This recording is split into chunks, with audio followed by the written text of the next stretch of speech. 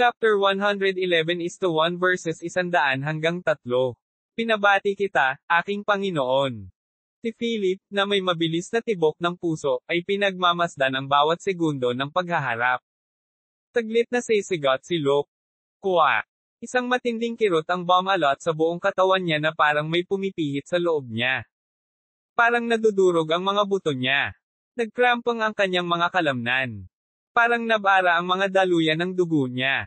Parang dilaw ang langit, at nahihirapan siyang huminga. Panginoon. Tanong ni Philip. Shit. Ito. Pagkatapos ng second phase ng build-up. Matapos ang biglang pagsabog ng potensyal, ang mana exertion, ang halagang kayang hawakan ng katawan ay nadagdagan ng husto. Ang magandang balita ay dahil naranasan ito ni Luke noong nakaraan, kaya niyang harapin ang sitwasyong ito. Hinanga. Kailangan ko munang kontrolin ang runaway mana at patatagin ang mga ugat ng puso ko. Ilang beses na huminga at lumabas, tila medyo lumuwag ang katawan ni Luke. Ayos ka lang. Lumapit si Philip kay Luke at nagtanong. Ayos lang ako. Medyo nasobrahan ko yata ang sarili ko, sagot ni Luke. Kahit papaano, tapos na ang laban. Walang mga kabalyero na nagyayabang sa kanilang mga kakayahan o kakayahan.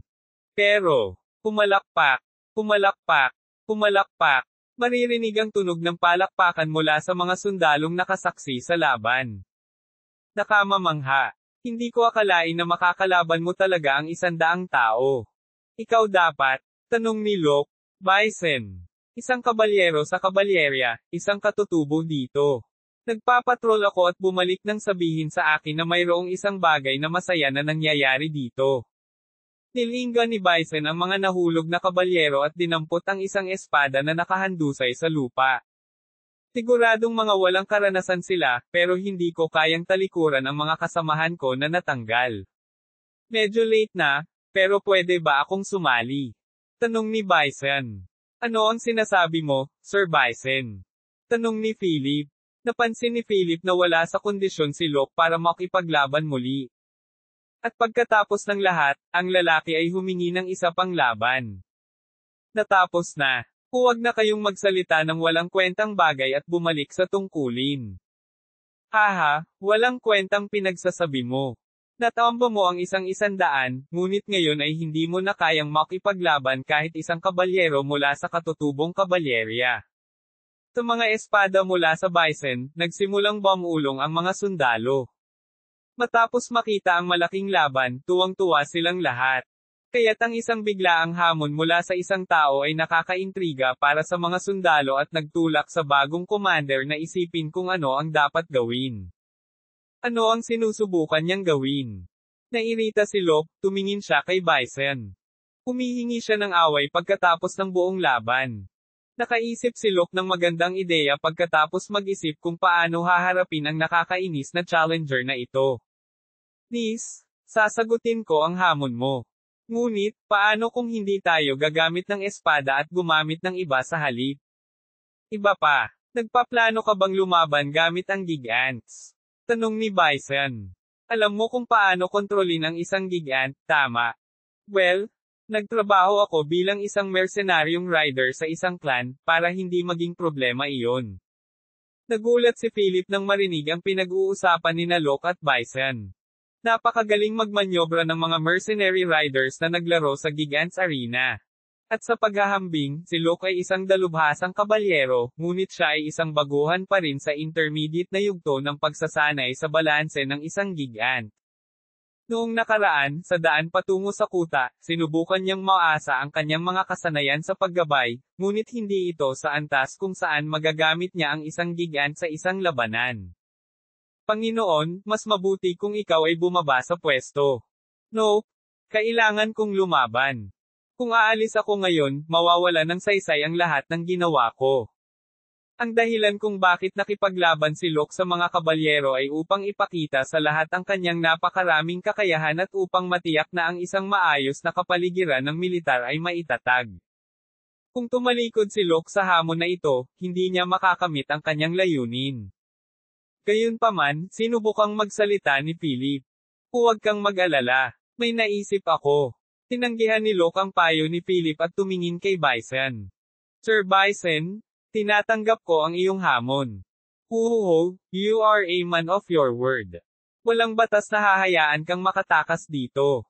Ngumiti si Bison.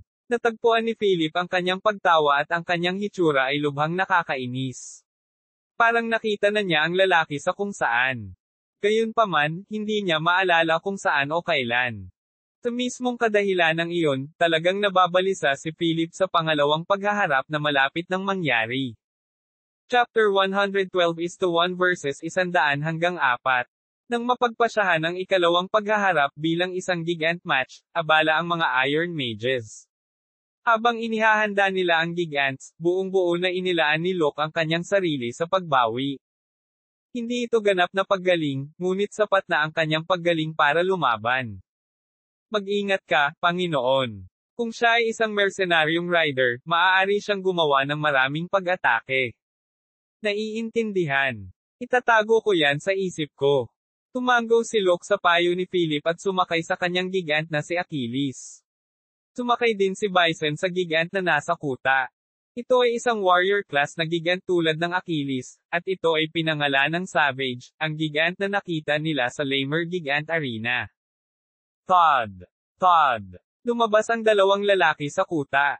Ito ay dahil ang mga larangan ng digmaan sa kuta ay makitid at maaaring magdulot ng kaguluhan sa mga sundalo. Sa kasabikan ng laban sa pagitan ng gigants, umakyat ang mga sundalo sa dingding ng kuta upang makita ang laban. Kung gayon, magsimula tayo. Sabi ni Locke, oo naman. Tapos, okay lang ba kung ako ang gagawa ng first move? Tanong ni Bison. Gawin mo kung ano ang gusto mo. Sabi ni Locke. Sa mga salita ni Locke, dahan-daang sumulong si Bison. Ngunit sa isang sandali, isang segundo, pinaliit niya ang pagitan ni Achilles at binasag ang kanyang espada.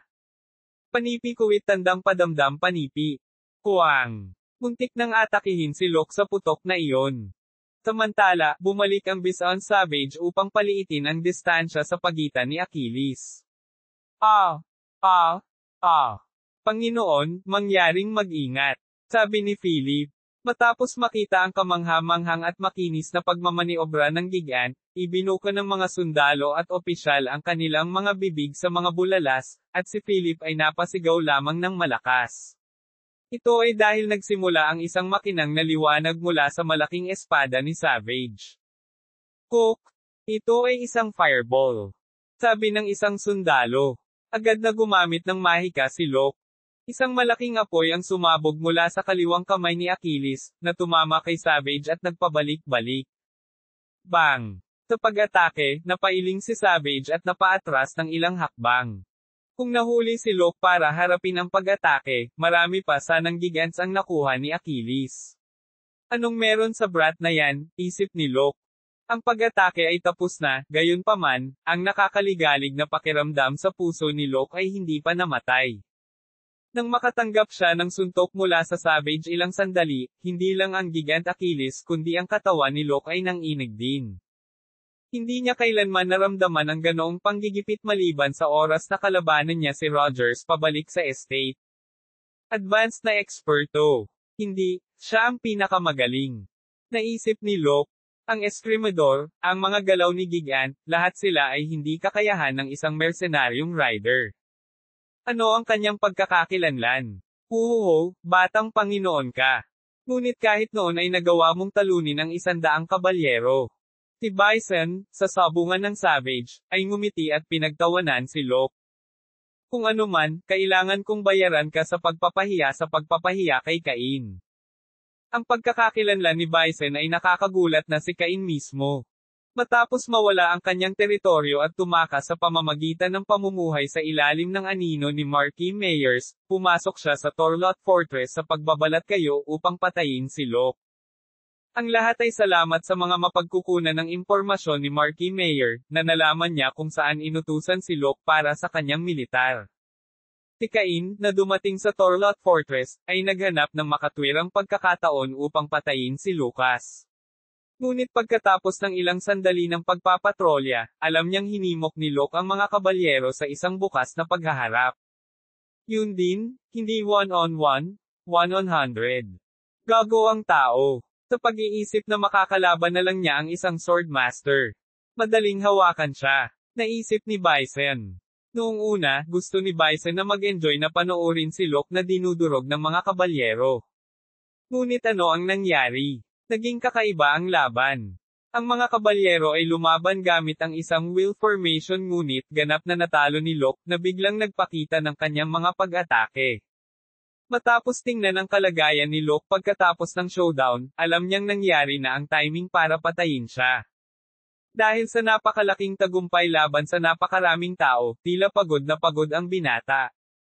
Kaya naman sinadya niyang hamanin si Locke. Tatapusin na kita, bata. Si Cain o Bison ay umatake ng walang anumang puwang. Si Locke ay walang magawa sa mga ligaw na pag-atake na dumating sa kanyang direksyon. Wow! Napakalakas ba ni Sir Bison? Narinig ko na ang gumagamit ng espada ay intermediate, ngunit iyon ay higit pa sa intermediate.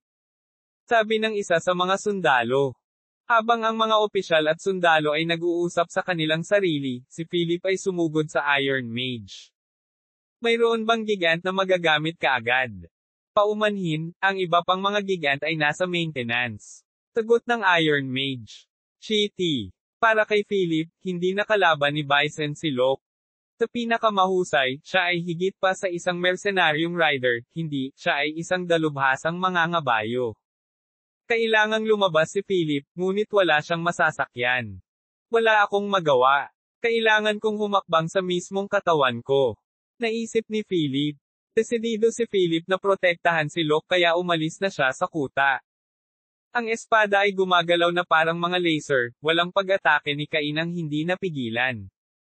At si Locke ay wala sa magandang kalagayan upang harapin ang mga papasok na pag-atake. Ang kanyang mga kakayahan sa gigant ay kulang sa likod ni Cain. Siyempre, kahit na ang pag-atake ay itinigil, ang mga pag-atake ay hindi maaaring ganap na ihinto, mayroong isang malinaw na bakas ng mga marka ng espada sa paligid ng mga glaives ni Achilles. Kung hindi ginamit ni Locke ang marionette magic para tulungan ang kanyang paggalaw kasama ang gigant, napasok na sana siya ng malaking espada ng gigant ni Cain. Sino ang lalaking ito? Paano niya itinago ang ganoong antas ng kasanayan? Naisip ni Cain. Nang matapos ang laban sa mga kabalyero, napagtanto ni Cain na itinatago ni Locke ang kanyang kakayahan, kaya ang kahinaan na ipinakita niya pagkatapos ng laban ay nagpatunay na maaari niyang patayin kaagad si Locke. Siguro pinadala siya ng emperador. Ay ang mga pagpapalagay ni Locke. Ngunit ito ay talagang ang maharlika ng Marquis Myers. Si Locke ay naghahanap ng pagkakataong makarebound. Manatiling kalmado. Mayroon pa akong ilang kapaki-pakinabang na card na gagamitin. Paulit-ulit na sabi ni Locke sa sarili.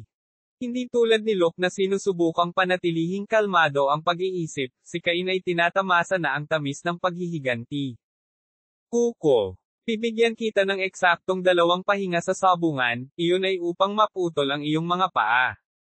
Hindi, bago ko gawin iyon, sisiguraduhin kong magtanim ng takot sa iyo hanggang sa maiinis mo ang iyong sarili.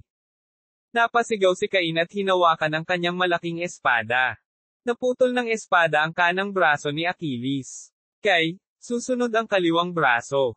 Tuwang-tuwa, handa si Cain na gawin ang pangalawang suntok gamit ang kanyang espada.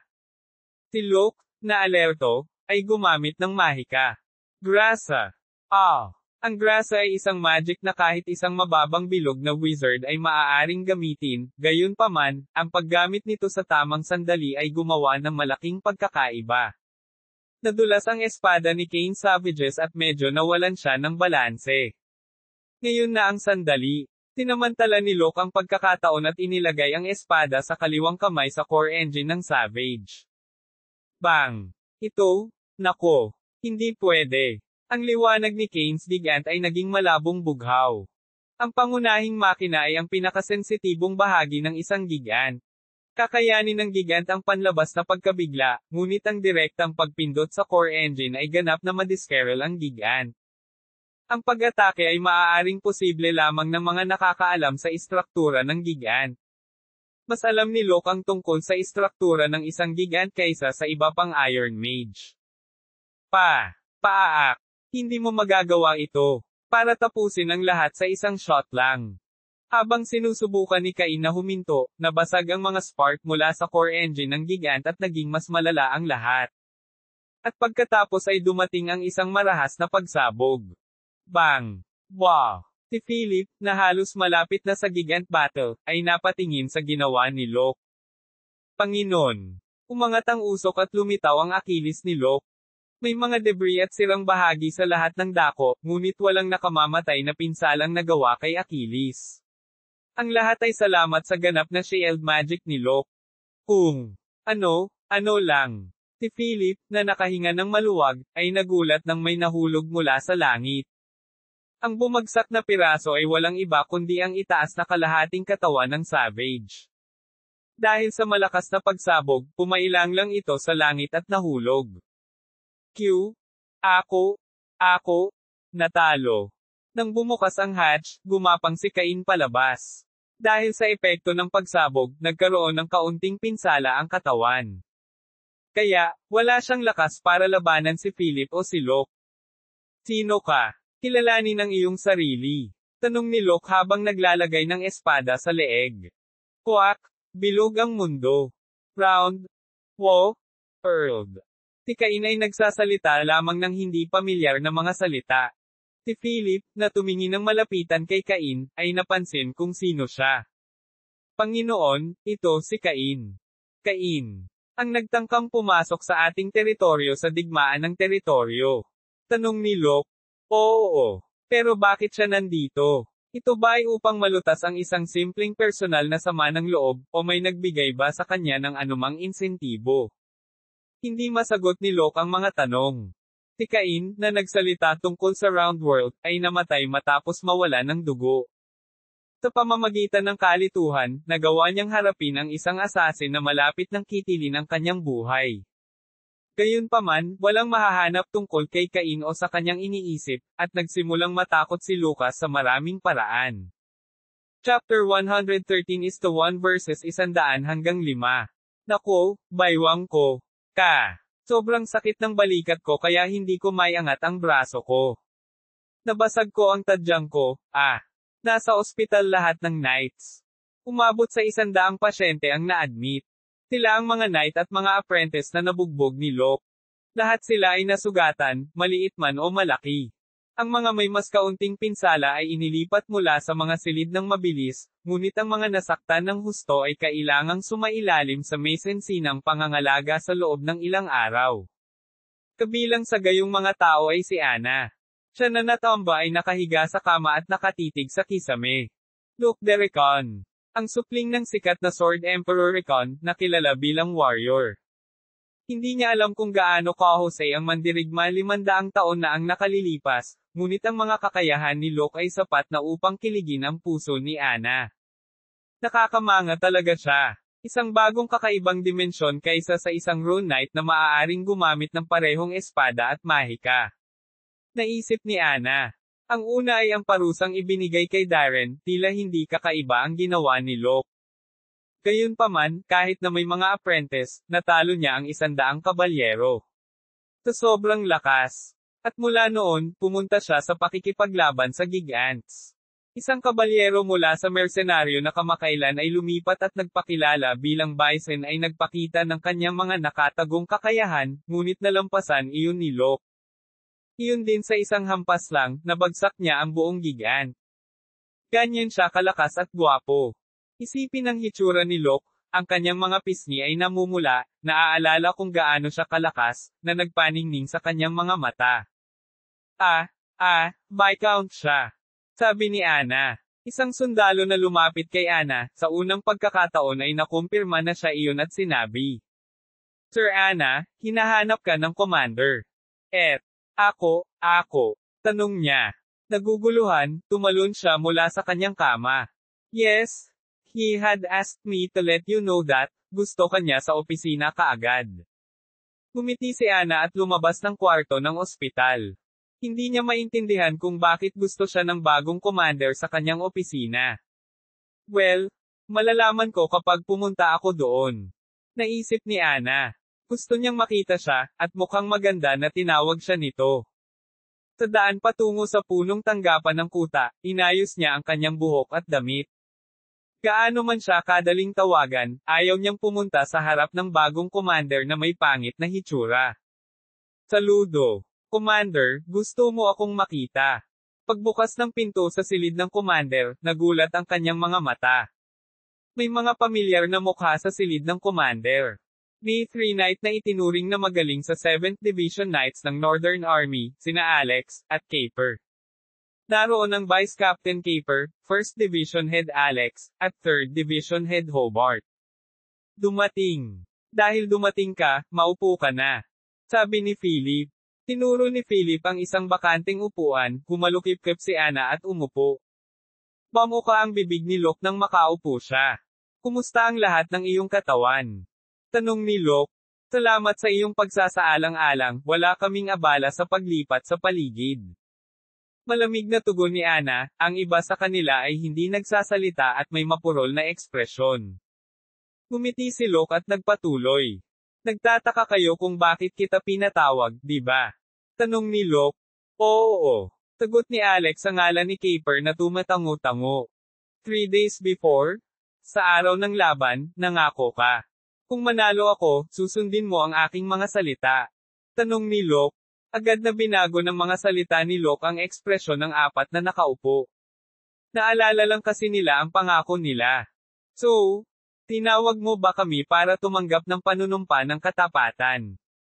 Sa tanong ni Caper, pinigilan ni Alex ang sarili, ngunit hindi ito pinansin ni Caper. Ang panunumpa ng katapatan, ang dahilan kung bakit kita tinawag ay para magbigay ng mungkahi tungkol dito. Suggestion. Tanong ni Caper. Hindi mo kailangang galitin ito ng sobra. Umaasa ako na ang alok na ito ay makakatulong sa iyo dahil, sa huli, walang dapat na matalo. At kaya nakuha ng maswerteng si Locke ang atensyon ng mga tao. Pagtitiwalaan mo ba ako at sasailalim ka sa akin? Tanong ni Locke. Anong klaseng dragon story ang pinapakain mo sa amin? Akala ng iba. Ang ibang mga kabalyero maliban kay Ana ay nagmumura kay Locke. Ito ay dahil ang lahat ay babalik sa kanilang mga pamilya kapag na-discharge na. At literal na hinihiling ni Locke sa kanila na maging retainer ng ibang pamilya. Hinding-hindi mangyayari iyon maliban kung may magpapana ng palaso sa kanilang ulo. Gayunpaman, ang kanilang mga iniisip ay nayanig sa sumunod na mga salita mula kay Lucas. Kapag sumailalim ka sa akin, ituturo ko sa iyo ang gintong espada. Walang sino man sa 4 na tao doon ang hindi nakakaalam sa alamat ng bayaning si Rickon. Ang Rickon ay isang Sword Emperor at ang Gold Sword ay kanya. Sa madaling salita, kung natutunan ng isang tao ang kasanayan ng Gold Sword, kahit na ang tao ay hindi maaaring maging isang Sword Emperor, malamang na siya ay maging Sword Master. Sa katunayan, ang Sword Master ay ipinanganak mula sa mga kabalyero ng Rickon mismo. Yan, talagang ibig mong sabihin? Tanong ni Ana. Oo. Bakit kita tatawagan para magsinungaling sayo? Ang mga tinawag ni Locke para sa pagpupulong ay ang mga may mahusay na kasanayan sa pagbabakod, ngunit ang kanilang pag-unlad ay walang pag-unlad dahil sa mga limitasyon na kanilang kinaharap sa kuta. Naunawaan ni Locke ang kanilang mga kasanayan mula sa labanan 3 araw na ang nakakaraan, at ang kanilang mga personal na record. Lahat sila ay maharlika. Gayunpaman, hindi lahat ng maharlika ay maaaring matuto ng Gold Sword. Naisip ni Locke, kung ang eskrima ng isang marangal na pamilya ay hindi gaanong mahalaga o walang kakayahang mag-imbite ng isang mahusay na guro, gaano man siya kamahal, hindi siya kailanman uunlad. Sa kahulugang iyon, sa kuta, lahat sila ay nag-aaral ng fencing bilang isang karaniwang access. Gayunpaman, sa murang edad nila, namumukod-tango na sila sa kanilang pagiging eskrimador at nasa level na rin sila para maging expert. At sa 4, napunta na si Caper sa intermediate level. Ito ay hindi maiiwasan, at mayroon silang talento. Tiyak na hindi sila katulad ni Philip na nagtapos sa Royal Military Academy bilang isang senior talent, ngunit namumukod-tangi pa rin siya pagdating sa talento. Isa sa mga dahilan kung bakit pumunta si Locke sa militar ay para mag-recruit ng mga mahuhusay. Nabatid na ang mga kabataan mula sa buong imperyo ay darating upang tuparin ang kanilang mga serbisyo, at malamang na makahanap ito ng talento.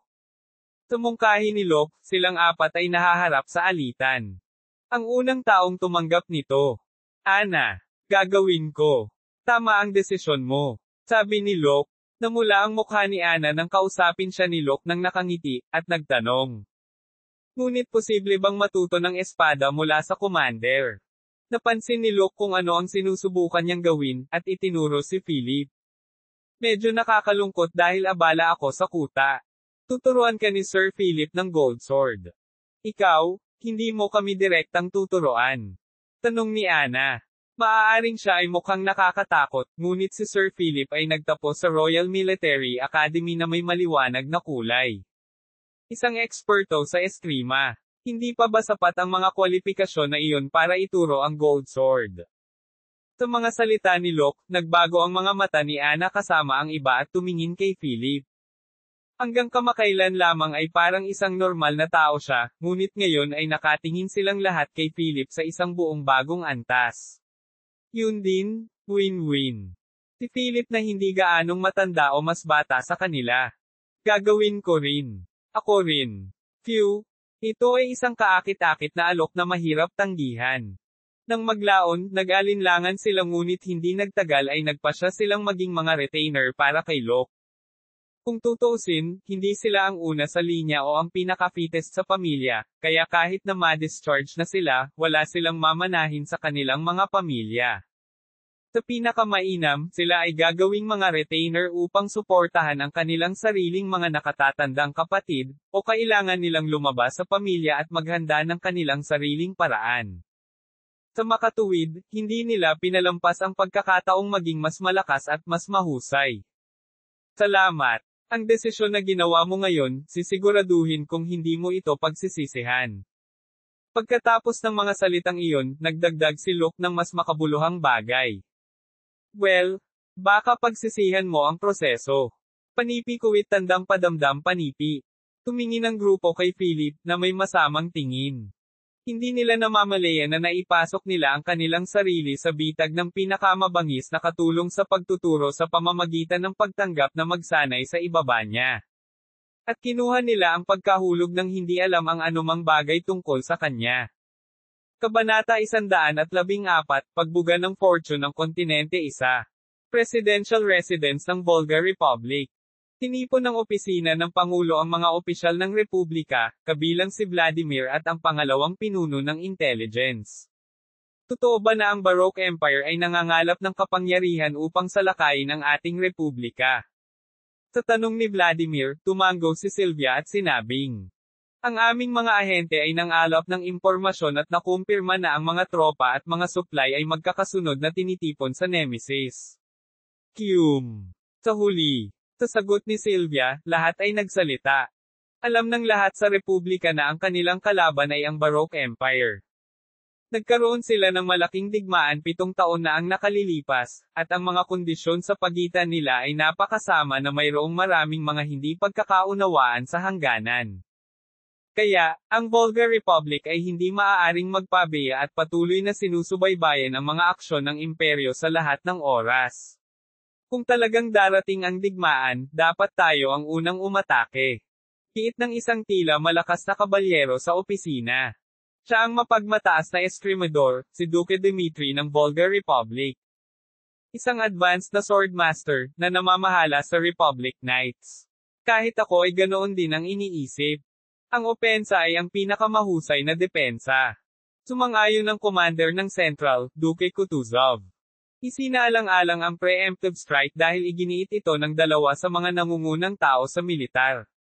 Kung gayon, gaano karaming mga tropa ang kailangan mo para sa digmaan at hanggang saan mo itutulak? Tanong ng presidente.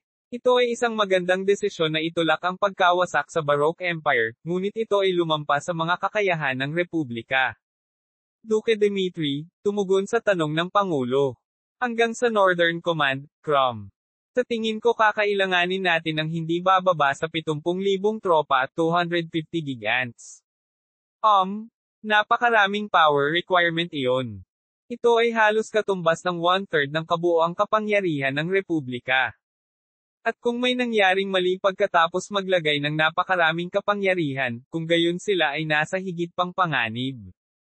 Nag-alinlangan ang Pangulo, kaya nagsalita si Mr. Tyren ng Republic Magic Tower.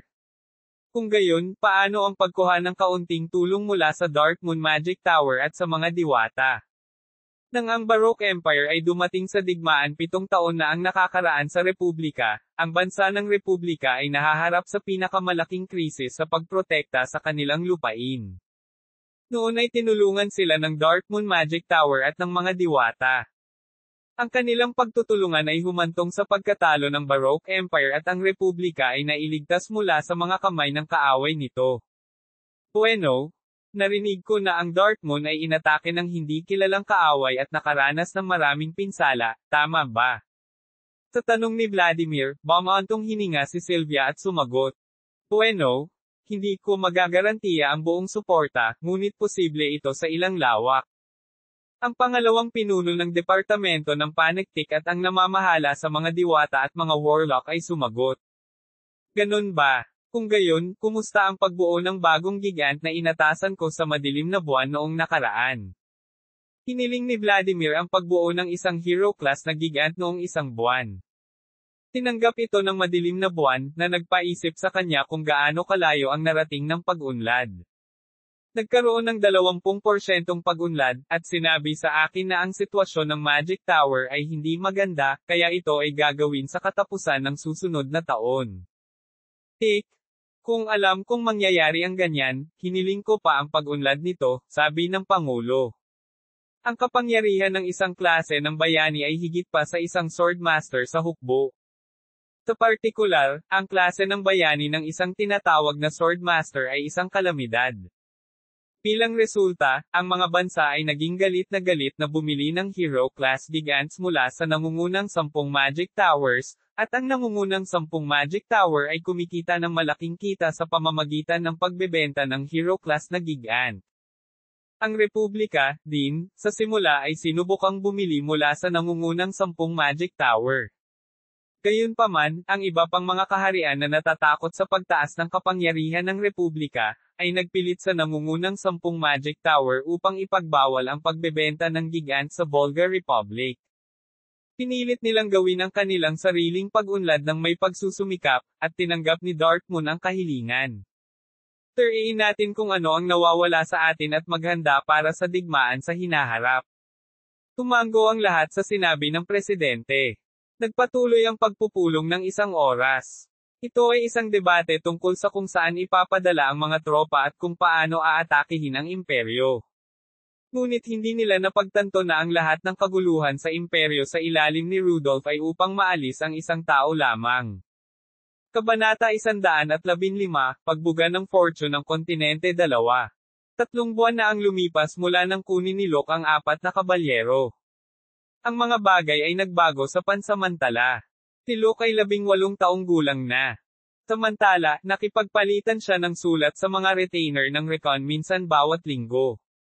Sa sulat, binigyan sila ni Locke ng mga tagubilin batay sa mga ulat na ipinadala nila. Una, ang Old Count Monarch. Maliban sa lungsod ng Lamer, ang iba pang mga lugar ay naibenta, at ang mga naiwan ay isinama sa Recon Viscount. Katapatan sa tibak ng mga maharlika at mga Panginoon tungkol sa kanilang pagpapasakop kay Recon. Ang populasyon ng Recon ay tumaas sa 320,000 at ang bilang ng mga kabalyero at sundalo ay tumaas ng malaki. Nakuha din nila ang higit sa pinakamahalagang kapangyarihan sa digmaan, ang Gigants, na ngayon ay higit sa 60. Pero hindi pa rin ito sapat para labanan ang Imperial Family, pero malaki pa rin ang pag-unlad nito, naisip ni Locke.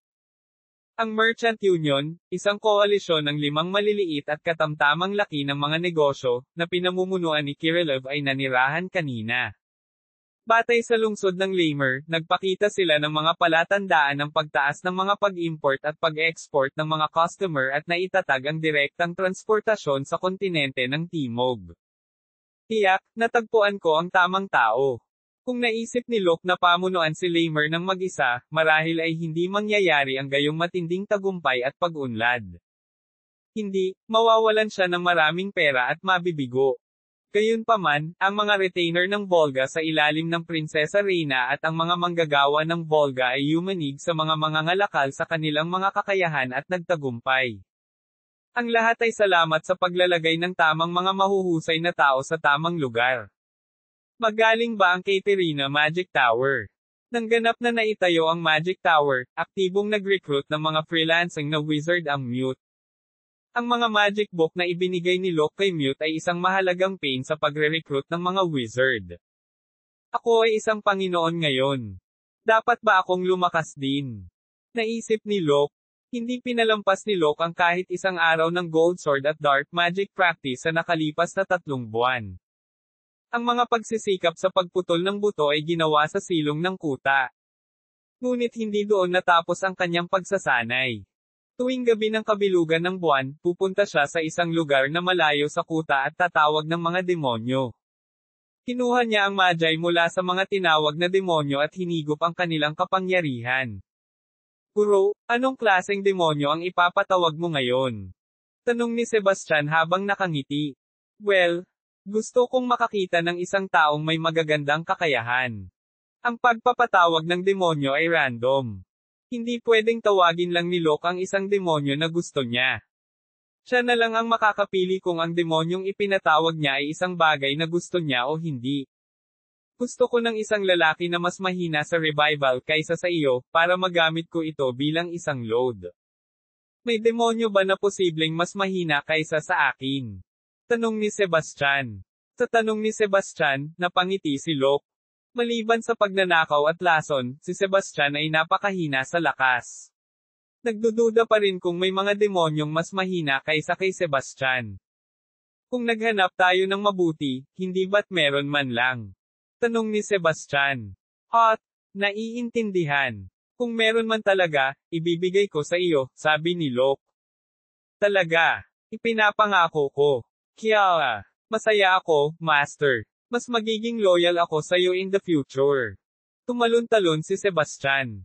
Sa halip na makaramdam ng sama ng loob sa paggawa ng isa pang demonyo bilang alipin ng isang tao, sabik siyang ibigay ang kanyang pinigilan na damdamin at pakiramdam na mas mataas kaysa sa ibang demonyo sa halip na ibahagi ang sakit nito. Iginuhit ni Locke ang summoning circle sa lupa. Hinawi niya ng kaunti ang palad niya at hinayaang tumulo ang dugo niya sa summoning circle. Habang tumutulo ang kanyang dugo sa summoning circle, nagsimulang kuminang ang bilog sa liwanag at bumukas ang subspace. Mula sa subspace ay lumabas ang isang matalim na impresyon at figure ng isang vampira na nakasuot ng itim.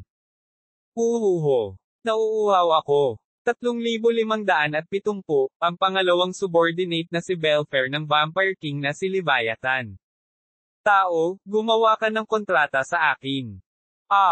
Tinubukan ng vampira na gumawa ng kontrata sa kanya si Locke ngunit napatulala siya nang makita si Sebastian. Tao, ano ang pasang iyon? Nakakuha ka na ba ng kontrata sa kanya?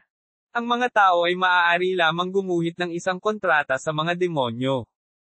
Ang kaluluwa na kailangang ibigay para sa kontrata ay isa lamang. At ang bawat isa ay mayroon lamang isang kaluluwa. Sa mga salita mula kay Belfair, tumalon si Sebastian sa kanyang pwesto. Kiaar, sinong tinatawag mong pusa? Ito ang katawan ng hari ng kasamaan, si Sebastian. Cook, kung hihipan ko lang ang lilipad ang katawan mo sa sandaling iyon. Wow! Ikaw talaga. Ipapakita ko sa iyo kung ano ako. Tumahimik ka, Sebastian, sabi ni Locke. Pagkatapos pikalmayan si Sebastian, kinausap ni Locke si Belfair. I'm sorry, pero wala akong balak makipagkontrata sa'yo. Kung ganoon, bakit mo ako pinatawag? Dahil gusto kong alisin sa iyo ang iyong Magi at pagkatapos ay kunin ang iyong mga kakayahan. Koha! Tumawa ng malakas si Belfair sa sinabi ni Locke. Pagkaraan ng ilang sandali, kinalma niya ang sarili at kinausap si Locke. Maglakas loob kang kunin ang aking kapangyarihan, ang nasasakupan ni Leviathan at ang kanyang madugong lahi. Matagal na rin mula noong lumabas ako para maglaro sa lupa. Titingnan natin kung sino ang baliw, sabi ni Locke. Tinimulan ni Locke na gamitin ang Dark Blitz sa Belfair. Si Sebastian, na nakakita noon, ay nagpalakpakan sa kanyang amo. Guru, kailangan mong manalo. Ang mga kakayahan ni Belfair ay isang vampira at eskrima. Kahit na siya ay isang mababang ranggo na demonyo, ang kanyang mga kasanayan sa espada ay halos malapit sa isang sword master. At iyon ay isang bagay na hindi maikukumpara ni Locke. Sanay siyang manghuli ng mga demonyo noong siya pa si Simon. Bilang karagdagan, ang kanyang dark magic ay umabot sa ika-5 bilog. Ginamit niya ang mga kakayahan na kinuha niya mula sa mga demonyo at sa Gold Sword. Sa loob lamang ng 10 minuto, nagawa niyang i-pressure si Belfair.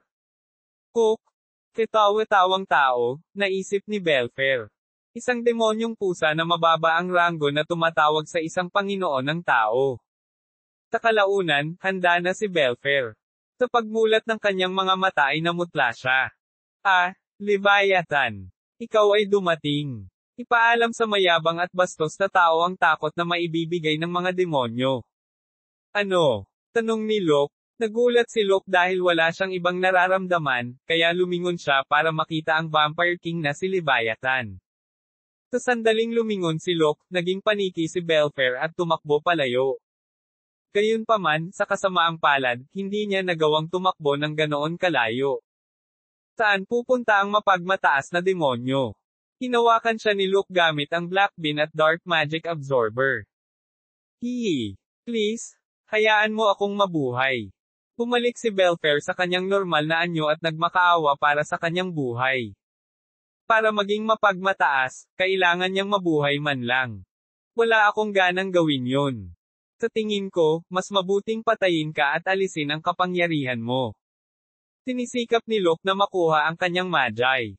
Nang tumakbo si Sebastian at nagtanong. Guro, hindi mo ba siya mabibigyang buhay dito? Ano? Tanong ni Locke. Kanina lang, nangako kang bibigyan mo ako. Iyon ay kung ang tinatawag na demonyo ay mas mahina kaysa sa iyo, tugon ni Locke. Hindi mahalaga. Gusto kong nasa ibaba ko ang lalaking ito. Sabi ni Sebastian. Sa kahilingan ni Sebastian, tumango si Locke at sumagot. Sige. Pero kakayanin mo ba ang lalaking ito? Tanong ni Locke kay Sebastian na nagbabantay kay Belfair, na gusto niyang subordinate. Nakatitig si Belfair kay Sebastian na lilito ang mga ngipin. Tinabihan ni Sebastian si Locke na huwag mag-alala. Kuko, may naisip ako para sa lalaking ito. Well, pagkatapos ay okay. Dahil gusto ni Sebastian at nangako si Locke, ginawa ni Locke ang ritual ng pag-aalay ng kaluluwa sa halip na patayin si Belfair. Vampirang Belfair. Simula ngayon ang iyong kaluluwa ay kay Locke. Habang nasa aking mga kamay ang iyong buhay, susumpa ka ba ng katapatan? I swear. Sa sandaling tinanggap ni Belfair, siya ay minarkahan ng isang L mark sa kanyang leeg. Ikaw na ngayon ang aking alipin. Sana masaya ka kasama ang kasamahan mong si Sebastian. Nang matapos si Locke, lumapit si Sebastian kay Belfair. Naglabas siya ng bote na may kaunting likido sa loob. Inumin mo, sabi ni Sebastian. Ano ito? Tanong ni Belfair. No need to know, inumin mo na lang. Kung ayaw mo, sasabihin ko kay Master na kanselahin ang seremonya. Nakaramdam ng takot si Belfair sa sinabi ni Sebastian. Tahimik lang na pinagmamasdan ni Locke ang lahat. Nag-aatubili, kinuha ni Belfair ang bote at ininom ito. Sa sandaling iyon, dumaan ang dilaw na likido sa lalamunan ni Belfair, at nagsimulang tumaas ang temperatura ng kanyang katawan. Sa sandaling tumigil ang siklab ng galit sa kanyang katawan, sinubukan ni Belfair na ilipat ang kanyang magi, ngunit nawala ang presensya nito. Nakita naman ni Sebastian na matamang pinagmamasdan ang resulta at napangiti. Kya. Ang likidong kakainom mo lang ay Medusa poison. Kung hindi ka umiinom ng antidote isang beses sa isang linggo, ikaw ay magiging bato at mamamatay sa huli. Ano? Anong sabi mo? Sa katunayan, naisip ni Belfair na wala siyang pagpipilian kundi maging isang alipin ni Locke. Ito ay dahil ang proseso ay tapos na. Ngunit ang sitwasyong ito ay tila walang gagawin ang kanyang guro at sa halip ay nasa ilalim siya ng pusa. Pinaglaruan siya ng pusa. Paano nangyari sa akin ito? Naisip ni Belfair. Kya. Sa wakas, may subordinate na rin ang katawan na ito. Daladala na ni Sebastian ang lason ni Medusa mula pa noong nasa Devildom siya, at lagi niyang gustong gumawa ng alipin. Ngunit hindi pa siya handang lumapit sa mga demonyo at hilingin sa kanila na inumin ang lason. Kung sakaling mahuli ng mga demonyo ang kanyang pukana, papatayin nila siya. Kaya halos sumuko na siya sa paggawa niyan, pero salamat kay Locke, natupad ang kanyang hiling. Itinuro ni Sebastian si Belfair na nabigla at sinabing, Master, maaari ko bang makasama ang lalaking ito sandali? Bakit? Tanong ni Locke, may bago akong subordinate. Hindi ba dapat ipaalam ko sa kanya ang tungkol sa mga patakaran? Gusto kong makinig siya at sundin ang aking mga salita ng perpekto. Oo, naiintindihan. Ipagpatuloy mo. Nang pumayag si Locke, lumingon si Sebastian kay Belfair. Naging halimaw na anyo niya noong unang tawagin siya ni Locke. Narinig mo ang mga salita ng guro, tama ba? Ngayon, sumunod ka sa akin. Tinundan ni Belfair si Sebastian na tuwang-tuwa. Tiningnan sila ni Locke hanggang sa mawala na sila. Nagtaka si Locke kung ano ang magiging hitsura ni Belfair. Chapter 116, Blowing the Fortune of Continent 3. Pagkatapos ng kanyang pagsasanay, bumalik si Locke sa fortress. Ang makita siyang gumamit ng fly magic sa paligid ng fort ay hindi nakakaiba sa mga sundalo. Araw-araw kasi ay lumalabas si Locke para magpatrolya. Saludo. Naging masaya ka ba sa patrol? Tinanong ng mga opisyal sa administrasyon si Locke sa kanyang pagdating. Oo, walang nangyari sa kuta habang wala ako, di ba? Tanong ni Locke. Nagpadala ang Northern Army Command ng mga supply, arrow, at iba pang pangangailangang militar. Dumating ba ang gigant? This time din, hindi pa nila naipadala. Alam ko na. Napaisip si Locke sa sarili. Ang Army Command ay nagpadala sa kanila ng iba pang mga pangangailangan at mga supply sa ilang sandali, ngunit sila ay napakakuripot pagdating sa pagbibigay sa fortress ng isang gigant, na itinuturing na ang game changer sa mga digmaan. Hindi man lang sila nag-abalang ipadala ang mga bahagi nito. Nagpadala sila ng dahilan na nagsasabi na ang fortress ay hindi nangangailangan ng isang gigant at na ang iba pang mga unit ay lubhang kailangan ang mga ito, ngunit ito ay tiyak na may isang bagay na nangyayari. Maraming nagbago sa fortress sa nakalipas na 3 buwan. Ang mga pader ng fortress, na tila ba ay guguho sa anumang sandali, ay muling itinayo, at ang mga matibay na pader ay humawak sa kanila ng mga sundalo. Hindi lang iyon. Sombrero. Ang mga dagindong ng mga kabalyero at ang matatalim na galaw ng kanilang mga espada ay nagpapakita na hindi sila nagpapahinga sa lalong madaling panahon. Nagkakamabutihan na ang mga kabalyero. Ang mga kabalyero na labis na nabagsak sa laban ay nagtakdang magsanay kamakailan. Gayunpaman, ang mga underlings ni Locke ay nasa ilalim ng malawak na pagsasanay kung ihahambing sa iba pang mga kabalyero. 1 buwan na ang nakalipas, nag-alok si Locke sa ilan. 1 oras lang sa isang araw, itinuturo na ang Silver Sword. Ang Silver Sword ay isang kasanayang pagmamay-ari ng Knights of Recon at hindi mas mahusay kaysa sa Gold Sword, ngunit mayroon pa rin itong sariling klase. Ang mga kabalyero na nauuhaw sa mas mataas na swordsmanship tulad ng mga maharlika ay sabik na tinanggap ang alok ni Locke at nakikibahagi sa pagsasanay mula madaling araw hanggang gabi. Maging ang mga opisyal ay lumalabas at nagsasanay. Naisip ni Locke, ang ilang mga opisyal na mga kabalyero ay sumama sa iba pang mga kabalyero na nasa pagsasanay. Habang sumasali ang mga opisyal ng knights, mukhang puno ang parada. Kailangan kong bantayan sila at gamitin ang mga mabubuti. Sa pag-iisip, lumipat si Locke sa kanyang opisina. Si Philip ay tumitingin sa ilang mga papel nang tanggapin siya.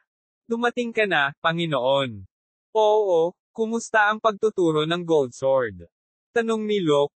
Noong una, sila ay tila walang basehan at mahirap sundin, ngunit ngayon ay tila nakuha na nila ang pamamaraan. Ang mga tulad ni Caper at ang mga tumanggap ng alok ay nagsasanay ng Gold Sword sa Commander-only airfield. Katulad ni Philip mismo sa nakaraan, hindi lubos na nauunawaan ng mga kabalyero ang Gold Sword sa simula, dahil binibigyang diin nito ang daloy ng mana sa anyo ng isang eskrimador. Ngunit sa detalyadong paliwanag mula kay Philip at sa mga praktikal na tugma, sinimulan nilang maunawaan at gamitin ang mga kasanayan. Mas mabilis silang makahuli kaysa sa inaakala ng isa. Sabi ni Locke, hindi ba't ito ang pinili ni Lord? Kung hindi nila ito magagawa, papatayin sila kaagad. Sabi ni Philip. Huho. Pagkalipas ng ilang sandali, iniulat ni Philip. O isa pa, may isang ulat mula sa grupo na nagpunta upang scout ang North. Sa Torlot Fortress, ang mga scout ay ipinadala sa Volga Republic tuwing 2 araw. Naghalo ang mga kabalyero at kawal sa paligid, at ang mga nagsuri sa sitwasyon sa kanilang lupain at nakabalik, ang mga ganitong tao ay may kakaibang kwento. Isinaad na ang mga kalaban ay nagtitipon sa Crom Fortress, ang bilang ay sinabi na higit sa 10,000 mga unit, magsisimula ba ang digmaan sa wakas. Ang pagtitipon ng mga sundalo at unit ay hindi eksaktong nangangahulugang magsisimula ang digmaan. Ngunit ang pag-alam ng maaga ay hindi masama, kaya magpadala tayo ng mas maraming scouts. Sabi ni Locke, naiintindihan. Nga pala, paano ang pagtatanggol sa fortress? Tanong ni Locke. Nauna nang sinabi ni Lucas na maaaring sumiklab ang digmaan at hiniling na pahusayin ang pagtatanggol sa kuta.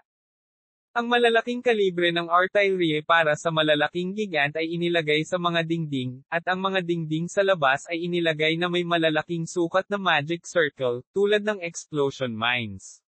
Malaki ang naitulong ni Erwin. Sabi ni Philip. Si Erwin ay hindi aktibong lumabas, wala siyang ginawa maliban sa pag-ikot sa pamamagitan ng pananatili sa tabi ni Locke. Ngunit ginawa niya ang karamihan sa hiniling sa kanya ni Locke.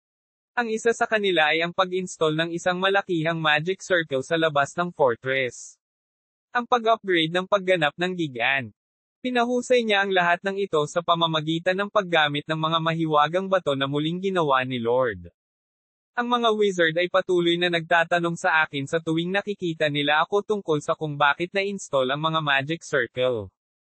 Kung tutuusin, kung sumiklab ang digmaan, sasalakayin ng kaaway ang fortress na may gigant na kapangyarihan.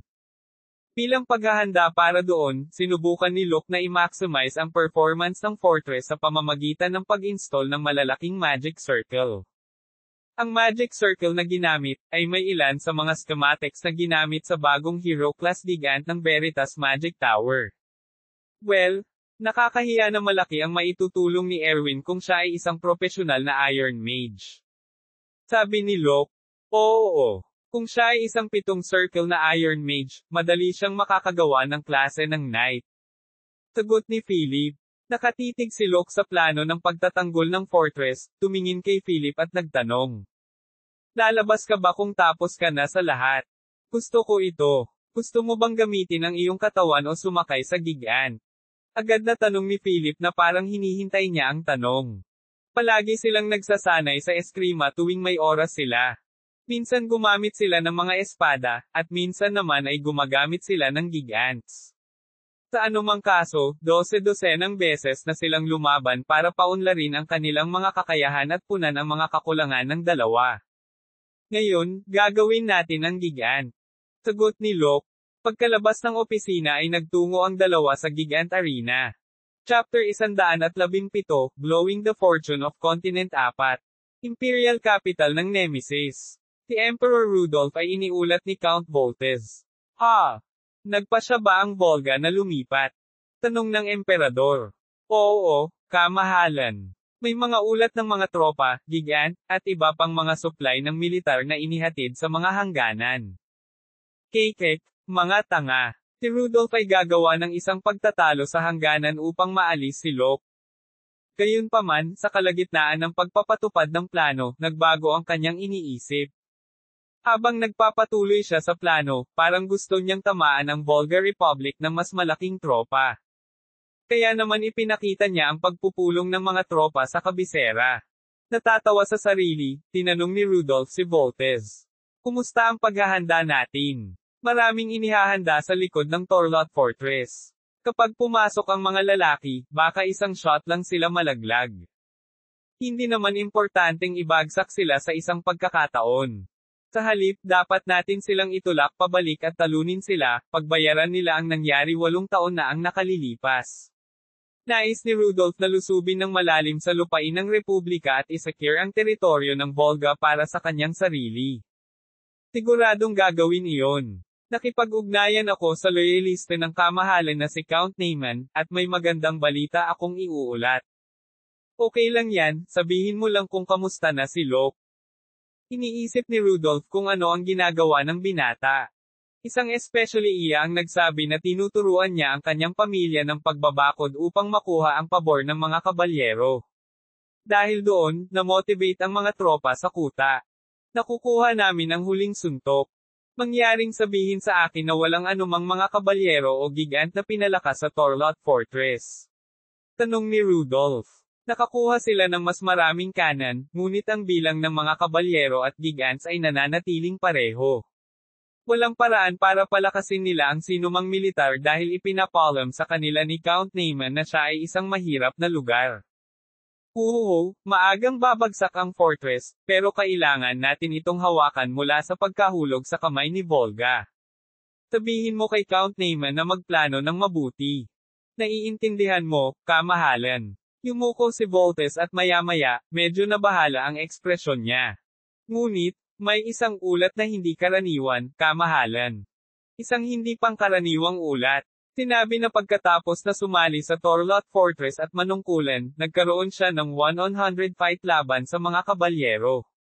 Ang hindi pangkaraniwan at walang katotohanan na ulat ay nadaig niya ang mga ito ng napakaraming kakayahan. Sa unang tingin, walang saysay ang ulat. Maliban kung ang isa ay isang sword master, hindi matatalo ang 100 kabalyero. Gayunpaman, naramdaman ni Rudolph ang isang malakas na bagay, na maaaring totoo ang balita. Itinago ba niya ang kanyang kakayahan? Wika ni Rudolph sa sarili. Noong ginamit niya ang kanyang magic kay Locke sa seremonya, ang sword skills ay intermediate at may third circle magic. Iyon ay hindi sapat upang manalo ng higit sa 100 kabalyero. Interesting guy siya. May sly side siya sa sarili niya. Sabi ni Rudolph. Natawa si Rudolph sa katotohanang niloko ni Locke ang kanyang mga mata. Kamahalan, dapat ko bang gamitin ang aking mga kamay ngayon? Hindi, hayaan mo siya. Sa mga bagay na mangyayari sa darating na hinaharap, kahit na siya ay isang sword master, hinding-hindi siya makakaligtas. Kaya naman hayaan ang lalaking Locke na iyon na gumawa ng higit pa sa pagsubaybay sa kanya. Ang Torlot Fortress ay matatagpuan sa Advance Road ng Volga Republic. 10,000 tropa, libu-libong kabalyero at daan-daang gigant ang itinulak sa kalsada, walang paraan ang isang master ng sword ay nangunguna sa lahat ng puwersang iyon. Isang one-man legion, kahit na ang isang sword master mismo ay hindi kailanman makakahadlang sa daan-daang gigant. At ang Volga Republic ay nagtataglay ng maraming malalakas na sword masters. Ano ang sitwasyon ng Holy Artenia Empire? Wala na bang paraan para makabalik sa atin ang mga lalaki? Tanong ng Emperador, Rudolph. Ang pagtulak sa Republika ng Volga ng puspusan ay magiging mahirap kung magpasya ang Holy Artenia na lusubin ang Baroque. Ang kahalili ng Papa ay hindi pa napagdesisyonan. Kaya, hindi nila pinaplano na ilipat ang kanilang hukbo anumang oras sa lalong madaling panahon. Malaki ang papel ng sitwasyon ng Holy Artenia sa Baroque Emperor at kakayahan ni Voltes na maghanda para sa isang digmaan ng may kumpiyansa. Kung ang mga miyembro ng Artenia ay hindi nahati sa dalawang grupo dahil sa pagpili ng kapalit na lahi, kung gayon ang digmaan ay hindi magiging posible. Ang tagal kong hinintay ta. Oras na para maging kadakilaan ang ating imperyo. Ang mga mata ni Rudolph na nakatingin sa labas ng bintana ay puno ng kasakiman upang sakupin ang buong kontinente. Chapter 118, Blowing the Fortune of Continent 5. Sa madilim na gabi. Nakatingin si Reyna sa kalangitan sa gabi mula sa terrace ng manor, na matatagpuan sa lungsod ng Lamer. Magaling kaya si Sir Locke? Tiningnan ni Reyna ang hilagang kuta ng lungsod na puno ng pag-aalala at pinanibik ang kanyang puso. Sa loob ng ilang sandali, wala siyang panahon para isipin ang sarili o ang iba. Ngunit sa malakas na paglaki ni Kirillov at ang lungsod ng Lamer na tumatakbo ng maayos, nagsimula siyang makaramdam ng nostalgia. Hindi man lang niya ito naramdaman sa oras ng trabaho, ngunit nang mag-isa siya sa gabi, nagsimula siyang malungkot. Sinusulatan siya ni Locke ng liham bawat linggo. Ang mga liham ay naglalaman ng maraming impormasyon tungkol sa Chambers of Commerce at Lamer, ngunit nagbahagi rin sila ng ilang pribadong kwento. Ang bagay tungkol sa mga eksklusibong kasanayan ng recondite na itinuturo sa mga kabalyero sa kuta, sinusubukang kontrolin ang isang gigant sa pamamagitan ng pakikinig sa patuloy na pagmamaktol ni Philip, at ang bagong demonyong alipin na nakuha niya, at iba pa. Ngunit may isang pahayag sa sulat na tumatak sa mga mata ni Reyna. Miss na kita. Sa tuwing nakikita niya ang pangungusap na iyon, nararamdaman ni Reyna ang pagtibok ng kanyang puso. Hindi niya sinabi ang mga salitang iyon, ngunit sa tuwing nakikita niya ang pangungusap sa mga liham mula kay Locke, iniisip ni Reyna na nahihirapan si Locke doon. Nahihirapan din si Reyna. Sobrang namiss niya si Locke. Gayunpaman, ang estilo ng pagsulat ni Sir Locke ay halos kapareho ng kay Simon. Dahil sa patuloy na pagpapalitan ng mga letra, may ilang estilo ang ginamit ni Locke na nandoon sa diary ni Simon na binasa ni Reyna noon. Ito ay ang mga makalumang ekspresyon at emosyonal na mga sipi. Siguro dahil sa impluwensya ng tala-arawan ni Simon mula sa kanyang pagkabata. Naniwala naman si Reyna. Nakakakita ng mga nagbibigay inspirasyong akdang pampanitikan at pagsulat ng mga liham ng naaayon sa estilong iyon alinman sa di makatwirang o hindi namamalayan. Napuno ang diary ni Simon ng mga salitang nananabik sa kanyang kataypan at matinding damdamin laban sa kanyang mga kaaway. Iyon ang mga sandaling iyon sa diary ni Simon kung saan pinakapuno siya ng emosyon. Cook. Ano ka ba? Panipi kuwit tandang padamdam panipi. Narinig ni Reyna ang mga salita mula kay Victor at sa iba pang escort knight na nakikipagtalo sa isang tao. Habang si Reyna ay nakaramdam ng takot at pilit na ginagalaw ang kanyang katawan para makatakas, bumukas ng husto ang pinto at pumasok sa kanyang silid ang mga lalaking nakamaskara sa balat. Kayong mga tao ay, namutla ang kutis ni Reyna matapos makita ang mga pumasok. Nakita na niya sila dati. Sila ang mga madilim na duwende ng Volga Republic na sinubukang kidnapin siya sa huling pagkakataon. Hindi mo kailangang matakot sa amin. Hindi kami pumunta dito para saktan ka. Isang medyo may edad na lalaking duwende na may purong puting buhok ang lumitaw sa likuran nila at nagsalita sa malumanay na boses. Mataas siguro ang status niya sa mga duwende dahil ang mga Dark Elf ay nagpakita sa kanya ng paggalang sa pamamagitan ng pagtabi at pagyuko sa kanya. Una sa lahat, kailangan kong humingi ng tawad. Humihingi ako ng paumanhin sa aming hindi autorisadong pagbisita sa oras na ito ng gabi dahil sa mga kagyat na pangyayari na aming kinaharap, sabi ng duwende na may puting buhok. Habang nagsasalita ang duwende at yumuko sa kanya, nagsalita rin si Reyna habang sinusubukang pigilan ang kanyang takot. Sino ka siguro, sir? Ako ay isang matandang lalaki na tinatawag na Erenes. Erens. Naisip ni Reyna. Nagulat si Reyna nang marinig ang pangalan ng duwende. Hindi pa niya ito nakilala, ngunit narinig niya ang kanyang ama at ang kanyang mga retainer na pinag-uusapan siya. Siya ay tinukoy bilang isang high elf, hindi lamang para sa mga duwende, ngunit siya rin ay pinuri bilang isang propeta ng mga diwata din. Siya mismo ang pumunta dito para hanapin siya. Ikaw ba talaga Sir Erenes? Bakit nandito ka para lang sa akin? Nabalitaan ko na ang mga nagmamadaling anak kong ito ay bastos sa iyo. Kinailangan kong tingnan kung nasa prinsesa ang kayamanan o wala. Kaya, ako mismo ang pumunta dito para makita. Kayamanan. Tanong ni Reyna. Narinig mo na ba ang luha ng lupa? Nang tanungin siya, umiling lang si Reyna dahil hindi niya alam. Gayunpaman, si Victor na itinumba ng maitim na duwende ay nagsisimula ng magising. Narinig niya ang kwento mula kay Peter II, ang ama ni Reyna, bago siya pumanaw. Sa oras na iyon, hindi nasabi ni Peter II ang isang mahalagang katotohanan sa kanyang anak na babae, kaya patuloy siyang nakikipag-usap sa mga matandang Diyos. Ang alam ni Victor ay ang luha ng lupa ay lihim na bumaba sa maharlikang pamilya ng Volga. Ano ang bagay na iyon, at anong uri ng kasaysayan mayroon ito? Itong lalaking ito. Huwag mong hawakan ang prinsesa. Nagmamadaling tinangka ng maitim na duwende na alisin ang sandata sa kamay ni Victor. Gayunpaman, pinigilan ni Erenes ang kanilang marahas na pagkilos. Hindi mo kailangang alalahanin iyon. Wala kaming balak na saktan ang prinsesa. Gusto lang naming suriin. Inilabas ni Erenes ang isang maliit na sanga mula sa kanyang manggas. Paglapit sa prinsesa, inilapit ni Erenes ang tuyong sanga. Buong. Bigla, sa mahinang tunog, isang nakakapreskong asul na liwanag ang nagsimulang lumabas sa katawan ni Reyna. Kasabay niyo na isang patak ng tubig ang nabuo sa kanyang noo.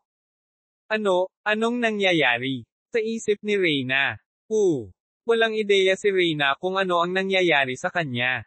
Si Erenes, ang Dark Elf, at Victor ay nakatingin sa kanya at sa kamangha-manghang eksenang nangyayari. Isang babaeng tumitingin sa malawak na kalikasan, at sa maraming nilalang na naninirahan dito. Nakataas ang kanyang mga braso sa langit, hindi nagtagal ay ipinakita ng ginang ang imahe ng isang higanteng puno. Ito ang maalamat na puno na nagsilang sa lahat ng buhay. Ang puno ng mundo. Ang tagapagmana ng espiritista, kalikasan, ay umiiral pa rin, sabi ni Erenes. Natuwa si Erenes nang makitang tumutubo ang mga dahon mula sa sanga na kanyang hinawakan. Ang hawak niya ay ang sanga ng World Tree, isang bahagi ng World Tree na matagal nang nawala ng kapangyarihan. Muli itong bumalik sa kanyang buhay.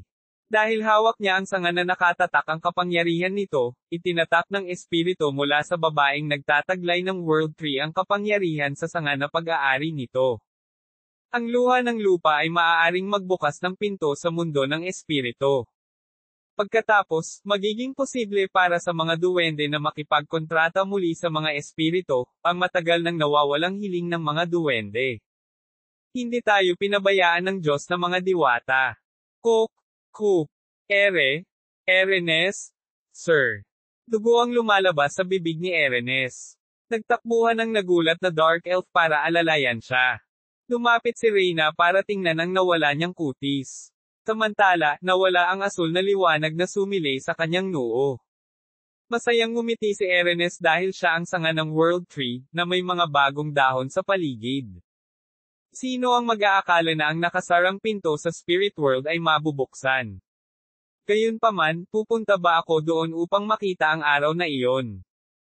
Hinabol ni Erenes si Lich, Arsen, ngunit nagdusa siya ng mga pinsala. Ang mga pinsala ay mula sa mabisyo na dark magic, at ang epekto ng magic sa katawan ni Erenes ay lumalala. Alam niyang malapit nang magwakas ang buhay niya. Habang nasa kamay ang sanga ng puno ng mundo, tanda ng pag-asa para sa kanyang bayan, unti-unting nawala ng malay si Erenes. Chapter 119, Breakout of War 1.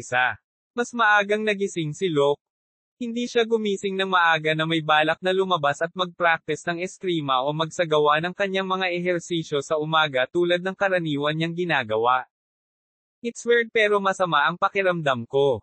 Ilang sandali ang nakalipas, ang daloy ng mana ay tila hindi pangkaraniwan. Ang daloy ng mana ay nagmula sa kabilang ilog mula sa Kerem Fortress, ang kuta ng kaaway. At hindi ito dahil sa pagdami ng mga tropa na nakapwesto o sa bilang ng mga gigant na inilagay nila. May naramdaman siyang matalim, na dati niyang nararamdaman noong panahon niya bilang Saemon, bago magsimula ang labanan sa kalaban. Darating ba ang digmaan? Dati naman pero hindi niya maibsan ang kaba sa isip niya. Ang pakiramdam ng digmaan ay magiging kapanapanabik, ngunit si Locke ay iba sa mga uri ng mga baliw. Dahil hindi lang away ang inisip niya, kundi inisip din niya ang sitwasyong humantong sa kanya. At muli niyang ginawa ang parehong bagay. Dang! Dang! Dang! Tumunog ang kampana mula sa bell tower ng fortress. Paglabas niya, nakita ni Locke ang lahat ng mga kabalyero at kawal na tumatakbong kinakabahan. Ang isa sa mga kabalyero, na naghahanda na pumasok sa isang gigant, ay nagsabi, Panginoon, ang kalaban ay nagmamarcha patungo sa kuta. Si Locke, nang marinig iyon, ay nagmamadaling pumunta sa pader ng depensa. Ang mga kalaban ay umaaligid sa ilog. Nanguna ay ang mga gigant na sumusulong patungo sa Torlot Fortress. Hindi ko maintindihan ito. Bakit nila ilalagay sa unahan ang kanilang mga gigants? Naisip ni Locke. Upang makarating sa Torlot Fortress, ang kalaban ay kailangang tumawid sa ilog ng Sun, at ang antas ng tubig doon ay malalim. Kinailangan nilang magtayo ng isang ponton sa tulong ng isang inhinyero, o kailangan nilang gumawa ng sapat na mga balsa at barge sa unahan. Ngunit ang kalaban ay walang ganoong kagamitan. Huwag mong sabihin sa akin, ang mga taong iyon ay Habang siya ay nagtataka, ang mga wizard mula sa kampo ng kaaway ay lumipad sa hangin. Pagdating sa ilog ng Sun nauuna sa mga gigant, nagtipon sila at nagsimulang gumawa ng ilang mahika. Wieng! Isang malamig na bagyo ng yelo ang tumawid sa ilog at isang makapal na layer ng yelo ang tumakip sa ibabaw. Yan! It's! Natauhan si Locke. Ang bagay na pinagtataka ni Locke. Ang blizzard magic na ginamit ng mga wizard ay hindi isang pangkaraniwang white magic. Ito ay tila isang puting magic spell sa labas, ngunit ang magic formula na kanilang hinaila upang magamit ito ay batay sa dark magic, ang parehong bagay na binuo niya sa nakaraan. Sino sila? Hindi naman, sila ba ang Darkness Magic Tower? Gayunpaman, sa sandaling iyon, hindi na kayang isipin ni Locke ang nakaraan. Darating ang isang kaaway na gigant. Sa kagyat na sigaw ng isang sundalo ng depensang digmaan, nakita nila na ang mga gigant ay nagsimulang lumipat sa nagyayelong ilog at pumunta sa Torlot Fortress. At sa gayon nagsimula ang epikong digmaan sa pagitan ng Baroque Empire at Volga Republic. Chapter 120, The Battle of Torlot Fortress 1. Todd. Ang Volga Republic's gigants ay tumatawid sa nagyayelong ilog at halos lumapit sa pader ng depensa. Sumunod sa kanila ay ang kabalyerya at ang infantry, sa isang malinaw na pormasayon. Ang mga sundalo ng fortress, na nakasaksi sa kanilang kilusan ay nabigla sa anumang bagay. Ito ay dahil walang sino man ang nakaisip na ang kaaway ay gagawa ng mabilis na hakbang. Nakakagulat din ito para kay Locke. Gayunpaman, hindi nagtagal ay sinubukan niyang pakalmayan ang sarili. Nagsasanay at naghahanda sila sa nakalipas na 3 buwan, sa pag-aakalang magkakaroon ng alitan sa hangganan sa lalong madaling panahon. I activate ang Gigant Magic Circle. Ihanda ang artillery para magpaputok. Nang ibigay ni Locke ang mga utos, nagsimulang kabisaduhin ng mga wizard ang mga spells. Ang artillery ay nagmamadaling napuno ng pulbere, at ang mga bala ay inilagay sa mga kanon. Darating ang kalaban sa 200 metro. Teka, huwag mo munang ituloy ang mga pag-atake. Kinabahan at nagmamadaling sumalakay ang mga kawal, ngunit napigilan sila sa utos ni Lucas. Ang kaaway na gigants ay darating ng malapit sa 100 metro. Maghintay. Ang espada ng gigant ng kalaban ay sumasalamin sa sikat ng araw sa mga mata ng mga sundalo sa pader ng depensa. Para bang ang kaaway na si gigant ay aakyat sa burol at sisirain ang pader at susugod sa mismong fortress. Lalapit ang kalaban sa 50 metro. Keto na. Simulan ang mga pag-atake ng sabay-sabay. Sa sandaling bumagsak ang utos ni Locke, kabisado ng mga wizard ang huling spell ng Magic Circle, sinindihan ang artillery gamit ang mitya. Kwak-kwang. Brrr. Pinunit ang langit at ang lupa, na may mga dagindong mula sa langit, at ang init mula sa lupa. Ang explosion mine at ang iba pang malalaking magic circle ay sabay-sabay na inilunsad. 12 ng mga lalaking Volga, na nagmamadaling pumasok sa pangunguna, ay bumagsak sa lupa o napaatras. Sa parehong paraan, ang paglapit ng gigant ay nagdusa ng buong pinsala sa ibabang bahagi ng katawan, ang mga sumusunod na gigant ay nagkaroon din ng maliliit na pinsala tulad ng bukong-bukong at tuhod breakouts. Ito. Huwag kang tumigil, sige. Ang mga tropa ng Volga ay huminto ng 1 segundo, ngunit sa mga utos mula sa kanilang commander, nagsimula silang muling maningil. Gayunpaman, ang mabangis na pagbaril ang sumalubong sa kanila nang makarating sila sa tuktok ng burol, sa ibaba mismo ng fortress. Pop-ong! Bang! Bawiin ang bar aisles. Pilasan mo at i-reload. Ang mga opisyal na namamahala ng artillery sa pader ng depensa ay sumigaw. Ang malalaking kalibre ng artillery ng gigant ay kasing lakas ng malalaking kanan. Kung tama ang tama, maaaring ma-neutralize ang espada at guantes ng gigant. Gayunpaman, dahil sa malaking halaga ng baril na pinalamanan, ang mga shell ay malalaki at mabigat na ikarga. Nag-isip si Locke ng isang hindi pa nagagawang paraan upang mapunan ang mga pagkukulang. Ito ay sa pamamagitan ng pagpayag sa gigant sa pader ng depensa na tumulong sa pag-reload ng mga shell, nagawa nilang i-reload ang shell ng mas mabilis kaysa sa naisip nila. Noong una, ang mga ipinagmamalaking sakay ng imperyo, lubhang naghimagsik ang mga kabalyero ng imperyo. Paano magagawa ng mga taong may ganoong kasanayan ang isang mababang gawain? Gayunpaman, si Luke na may ganap na kontrol sa mga kabalyero dahil sa paghaharap ay pinilit silang gawin ito, at ang epekto nito ay ipinakita sa labanan. Ang patuloy na pambobomba ng Volga Gigants ay kasunod na nawasak. Cook. Kailan na-install ang gayong mga plano sa pagtatanggol sa Torlot Fortress? Isang wizard na may kahangahangang damit, nagbabantay sa pag-atake mula sa base, sumisigaw, na humanga sa kanilang kaaway. Siya si Meister Tyren, ng Republican Magic Tower. Kahit na siya ay isang wizard, si Tyren ay napakahusay sa pananaw ng militar na siya ay inilagay sa pamamahala sa pamumuno sa mga wizard at upang iset up ang mga merito sa panahon ng Rebolusyong Republikano.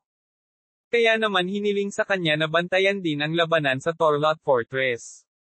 Pinakilos ni Tyren ang mga warlock mula sa Darkmoon Magic Tower upang tumago sa teritoryo ng kaaway sa maagang pagmamadali. Sa pamamagitan ng paggamit ng mga ito, pinalamig niya ang ilog ng San sa isang sandali at nakatawid sa ilog. Bago pa man may pagtanggol ng kalaban ang sarili nilang fortress, binalak na niyang sumugod at sakupin ang fortress, gayunpaman, nahaharap sila sa hindi inaasahang problema. Ito ay hindi sa lawak na itinuturing na isang problema, ngunit ito ay medyo mahirap dahil sila ay nakaranas ng pinsala sa kanilang mga gigants. Ang kamakailang commander ng kuta ay tila hindi isang regular na tao. Para itulak tayo ng ganito. Bagamat nawala ang gusto niyang makamit, hindi pa rin nawala ang digmaan sa panig ng Volga. Mayroong maraming mga paraan upang sakupin ang Torlot Fortress, at isang plano lamang sa kanila ang nabigo. Iyon din, ito ay isang gawa lamang na nagpatisod sa kanya habang ang pinsala sa gigant ay naipon. Uong. Isang sungay ang sumigaw mula sa lupain sa kabila ng ilog ng San. Ang puting usok ay tumaas mula sa likod ng Volga's gigant. Ang kalaban ay nagtatago sa makapal na usok, kaya ang Torlot Fortress ay tumigil sa kanilang mga pag-atake. Ito ay dahil ang proseso ng pagpuntirya ay magiging mahirap kung hindi nila makita. Umuurong ba sila? Naisip ni Luke nang mapansin ang mga galaw ng kalaban. Sa mga unang yugto ng digmaan, ang kaaway ay nagduso ng hindi inaasahang pinsala sa gigant tropa. Natural na inaakala ni Lucas na utusan sila ng commander ng kaaway na umatras. Ang problema ay sa unit ng artillery kaysa sa gigants ng kaaway. Tinitigan ni Luke ang kalaban na nasa smoke screen. Nakabalot sa tabing ilog ang mga tropa ng kalaban, mapapagod ang isa sa pagtingin lamang sa dami ng mga ito. Sa kanila, ang pinakamaganda ay ang mga tropang artillery na natipon sa kabilang panig. Ang mga unit ng artillery ay may malalaking sukat at nagtataglay ng iba't ibang uri ng baril, kabilang ang malalaking kalibre at maliit, pati na rin ang mabilis na pagpapaputok at ang mga motor. Mukhang mas binibigyang diin ni Volga ang artillery kaysa sa kanilang mga kabalyero. Hindi tulad ng Baroque Empire at iba pang mga kaharian, na nagbigay diin sa Templar ng mga kabalyero, ang Volga ay tila binigyang diin ang mga tropang artillery. Kahit na ang papel ng mga ordinaryong sundalo ay nabawasan dahil sa malaking bilang ng mga gigant at mga unit ng artillery sa larangan ng digmaan, ang pinakamalaking dahilan kung bakit tumagilid si Volga dito ay dahil sa iba't ibang mga tseke na mayroon ang ibang mga kaharian pagdating sa pagbebenta ng mga gigant sa Volga. May mga pagkakataon na ang Volga Republic ay nag-isip ng maraming paraan upang malampasan ang sitwasyon. Kabilang sa mga ito, ay ang mga planong magpakilala ng mga malalaking armas tulad ng baril. Gayunpaman, ang plano ay hindi nagtagal ay tumigil. Sa mababang bilang ng gigant, ang unit ng infantry ay kailangang direktang lumaban, at ang firepower mula sa mga cannon at baril ay hindi maaaring magdulot ng anumang malubhang pinsala sa gigant. At bilang isang resulta, ang Volga Republic ay nagtrabaho ng husto upang mapabuti ang kanilang mga kanan. Hindi lamang nila ginamit ang mga ito para sa depensa kundi binuo din sila para sa iba't ibang pag-atake. Ginamit pa nila ang mga gigant na hindi magagamit sa digmaan para sa layunin ng paghila o pagkarga ng malalaking shell. Diyos ko! Sinubukan ng mga lalaking iyon na hadlangan ang pag-atake at ilabas ang kanilang mga kanan. Kung sisimulan nila ang paghihimay, ang kuta ay lilipad sa ilang segundo. Nang makita ang higit sa 200 cannon sa labas, ang mga sundalong Imperial ay kinabahan. Kinausap sila ni Locke para pakalmayan sila. Huwag kang matakot. Iilan lang sa mga cannon na iyon ang direktang makakatama sa fortress. Ang Torlot Fortress ay matatagpuan mismo sa burol. Ang malalaking kalibre ng artillery mula sa Gigants ay maaaring gumawa ng direktang putukan, ngunit hindi nila magagawang umatake pataas. Kung mayroong anumang banta, ito ay ang mga katamtamang laki ng cannon na may mga adjustable na anggulo at motor. Ang mga nakabatay sa motor ay partikular na mapanganib dahil maaari pa nilang barilin ang malalaking shell. Buon. Kasabay ng tunog, isang daloy ng usok ang tumaas mula sa kampo ng hukbo ng Volga. Ang shell, na pumailan lang sa langit ay kumuha ng kurba at ilang 10 metro ang layo mula sa fortress. At pagkatapos, isa pang shell ang pinaputok, ngunit ito ay mas malapit sa oras na ito. Sila ba ang sumusukat sa layunin? Gaya ng inaasahan ni Locke, nahulog ang ikatlong shell sa mismong fortress. Sa kabutihang palad, walang mga sundalong nasugatan ng mahulog ang shell sa parade ground, at ang shell ay isang malaking bato lamang. Dumating ang problema pagkatapos noon. Ang artillery ng Volga Republic ay nagsimulang kumilos ng sabay-sabay. Kinokontrol ng artillery ng Volga ang direksyon at anggulo ng apoy kasama ang pulbere. At nagsimula silang magpaputok ng 20 talampakan sa hangin, sa mismong fortress. Papasok. Bumaba na ang lahat. At bago pa ito maiwasan ng mga kawal at kabalyero. Biglang nagpakita ng mahika si Locke sa mga nahuhulog na shell. Fireball. Nagsimulang pumasok ang mga arrow at bola ng apoy at tumama sa mga shell na nahuhulog patungo sa fortress. Bang! Puong! Ang mahika ay wastong tumama sa mga shell sa himpapawid at ang mga nakaligtaan sa tilapon ay lumipad sa kabilang panig, ang bakuran ng kaaway. Si Ana na nakasaksi ay nagsalita ng hindi namamalayan. Kaya, iyon ay napaka-cool. Panginoon, ikaw ang pinakamahusay. Commander Locke, buho. Si Ana, pati na ang iba pang mga kabalyero at sundalo sa fortress, ay sumabog sa tagay.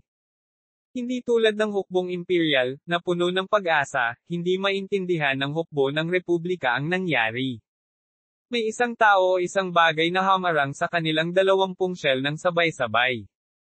Kaya mo rin ba iyon? Tinanong ng opisyal ng Volga Artillery ang isang warlock mula sa Darkmoon, na sumagot sa pamamagitan lamang ng pag-iling. Halos imposibleng tamaan ang mga shell na papasok ng may acceleration at ihinto ang pagbagsak nito. Ang trajectory at magic manifestation ay kinailangang kalkulahin ng tama at napagtanto nila na mayroong isang halimaw na talagang magagawa iyon. Bukod dito, hindi lang ito isang shell kundi ilan sa kanila. Gayunpaman, ang warlock ay hindi nataranta. Common sense na ang nangyari ay maaaring isang plain coincidence, at hindi na ito mauulit. Huwag matarante at ipagpatuloy ang pagbaril. Kahit kaya niya, ilang daang shell ang kaya niyang pigilan.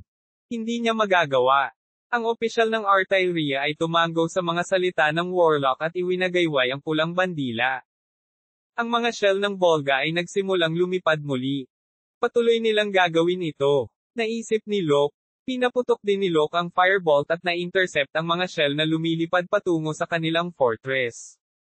Sigaw ni Philip sa hukbo, na abala sa paghanga sa eksena sa halip na gawin ang kanilang trabaho. Ano ba ang ginagawa mo? Huwag tumayo at atakihin ang kalaban kapag wala sila sa estado ng pag-atake sa atin. Ang pag-unawa sa kanyang mga salita, nagsimulang tumutok ang artillery at nagpaputok sa artillery ng Volga. Nasa burol ang fortress at mataas ang hit rate ni Locke. Dahil sa mga drills na ginawa ni Locke sa mga sundalo, nakapagtrabaho sila ng maayos. Sa sandaling ang isang dosenang shell ay pinakawalan, ang mga unit ng Volga ay nagulat at ang mga warlock ay naging abala sa pagsisikap na ipagtanggol ang mga unit at ang hukbo mula sa mga bumabagsak na shell sa pamamagitan ng paggamit ng isang defensive spell. Sa huli, si Meister Marky Tyren ang nagbigay sa kanila ng mga utos. Mga higanteng tropa, maghanda. Sinusundan ng mga hukbong infantry ang Gigants. Habang narinig ng dalawang tropa ang utos, ang mga gigant na kanina pa nakatayo, ay nagsimulang sumulong ng sabay-sabay. Ang labanan, na naging mahirap sa simula, ay hindi magiging madali dahil ang magkabilang panig ay hindi nagpakita ng mga palatandaan ng pag-atras.